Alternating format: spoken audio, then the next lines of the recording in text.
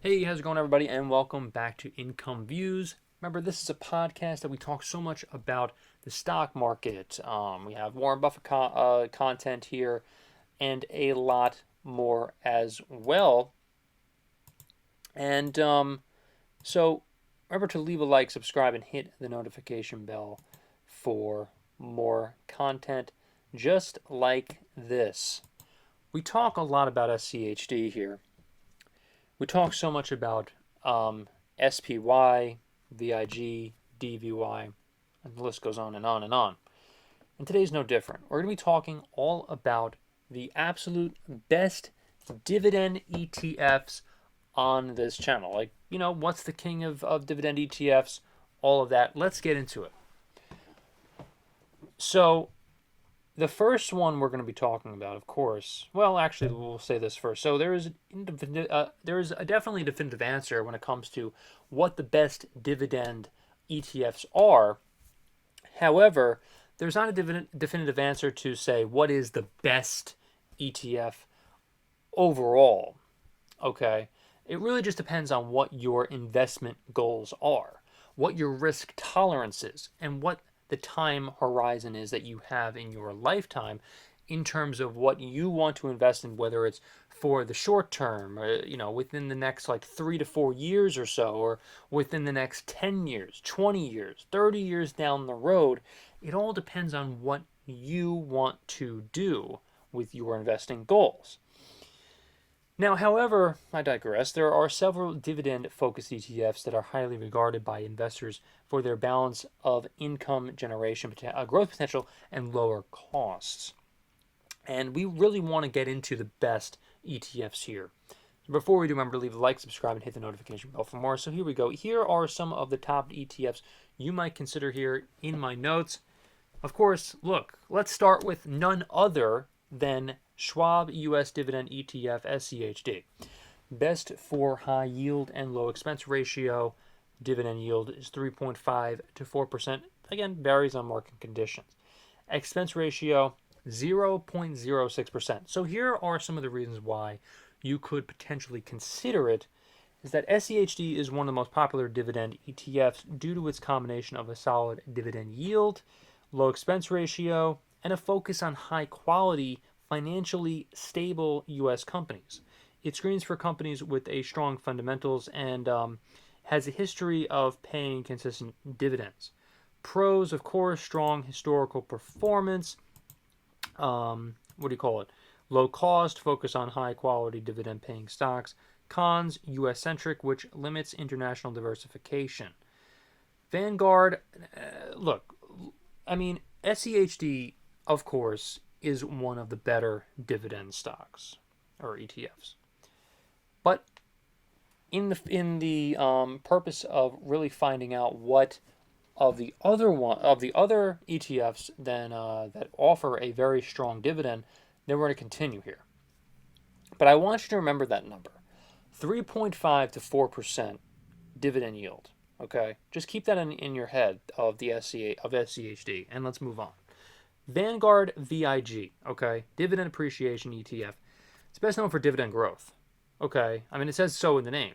2.25% dividend yield. Why consider it? VIG focuses on companies with a track record of increasing their dividends over time, which may offer both income and growth potential. This ETF is well suited for investors looking for long-term dividend growth rather than just high yields. Okay, so pros: high quality dividend growing companies, low cost. Cons: yields may be lower compared to other high-end high yield dividend ETFs. Now, again, keep that in mind, 2 to 2.5%. The next one, though, is interesting. iShares Select ETF DVY. Best for high dividend yield. 4 to 4.5%, my friends, okay, in a dividend yield of, again, 4 to 4.5%. Pros: higher yield, of course, my goodness. Strong focus on dividend paying companies. Now, cons, okay, slightly higher expense ratio and concentration risk in certain sectors like utilities and financials. Now, that is key, okay? So DVY, I really want to look at the performance of DVY really quick. Because, look, this affects me too. And I definitely want to see here, compare, just like comparing it and contrasting it. So over time, since here, let's just say 5 years. Okay. So this is 5 years. If you're going to invest 5 years ago, November 8th, 2019, $104.16 per share here. Okay. And that is, and now this is 32.64% in terms of growth over those 5 years.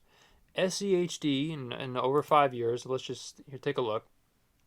Okay, DVY was 32.64%. Get this. SCHD, 53.21%. You tell me what the better ETF is in the comments. I mean, it's the numbers speak for itself. So that's really interesting. So you have a better dividend yield. However, the growth is much better in SCHD. Oopsie daisies, I gave it away. Okay. So SPDR, S&P Dividend ETF, SDY, best for dividend consistency. Now their dividend yield is 3.5%. Why consider it? SDY tracks the S&P yield high yield dividend aristocrats index, which includes companies that have increased their dividends for at least 20 consecutive years. Some of the cons are higher expense ratio compared to others.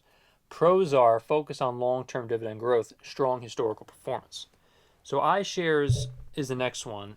Core High Dividend ETF. I just want to move on just because there are other ones we have to get to. So this is at HDV. So this is heavy sector concentration, particularly in utilities and healthcare.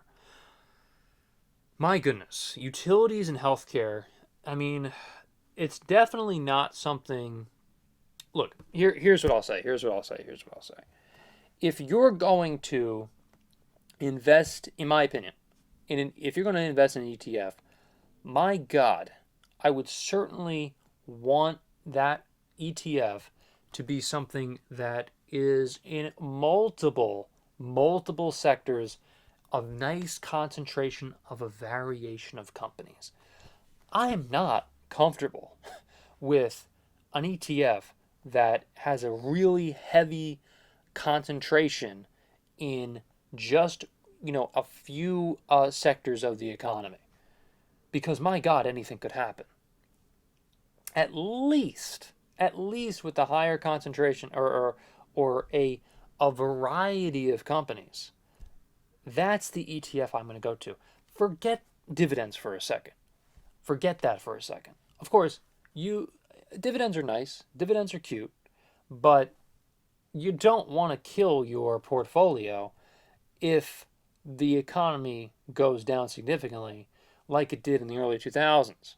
You just don't want to do that. You don't want to be invested in an ETF that is not concentrated on a nice, look, it doesn't have to be crazy, but give me something. You know what I mean? ProShares S&P 500 Dividend Aristocrats, NOBL, their dividend yield is 2.5%, 3%. So those are just a few. Okay. Now, look, what is the best dividend ETF? It depends on what your goals are. Again, I pretty much answered the question already numerous times. You want that diversification.